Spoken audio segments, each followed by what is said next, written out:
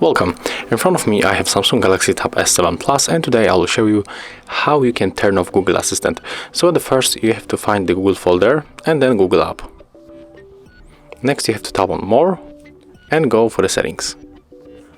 Here we have to go for the Google Assistant, and next we have to scroll down until we find the general settings. If in your case you have the different the different version of this app, you have to remember to get the latest version, so you have to simply update it. And to turn off this Google Assistant, you have to simply tap on the switcher, then click turn off, and that's it. And if you find this video helpful, remember to leave a like, comment and subscribe to our channel.